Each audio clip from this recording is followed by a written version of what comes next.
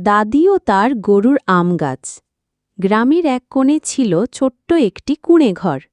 সেখানে থাকতেন আমাদের প্রিয় দাদি। দাদির ছিল এক পোষা গরু, নাম গোলাপি। গোলাপি ছিল খুবই শান্ত স্বভাবের, আর দাদির সঙ্গেই কাটত তার দিনগুলো। দাদির উঠোনে ছিল একটা বিশাল আম গাছ। গাছটা নাকি দাদি নিজেই ছোটবেলায় লাগিয়েছিলেন। গ্রীষ্ম এলে সেই গাছে ঝুলে থাকত শত শত পাকা আম। গ্রামের শিশুরা ছুটে আসত দাদির উঠোনে, আর দাদি হাসি মুখে সবার হাতে তুলে দিত রসালো আম। গোলাপি গরুটিও সেই গাছটিকে খুব ভালোবাসত। প্রতিদিন বিকেলে সে গাছের নিচে বসে থাকত, ঠান্ডা ছায়ায় চোখ বুজে জিরিয়ে নিত, মাঝে মাঝে ঝরে পড়া পাকা আম মুখে নিয়ে চিবুতে থাকত।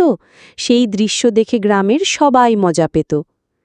একবার এক ঝড়ের রাতে গাছটা ঝুঁকে পড়েছিল।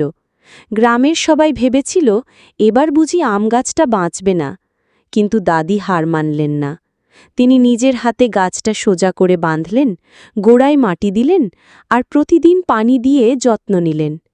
কিছুদিন পর গাছটি আবার সবুজ হয়ে উঠল। গায়ের সবাই বলতো, এই আম গাছটা শুধু দাদির না, গোলাপিরও প্রিয়, এ যেন ভালোবাসার গাছ।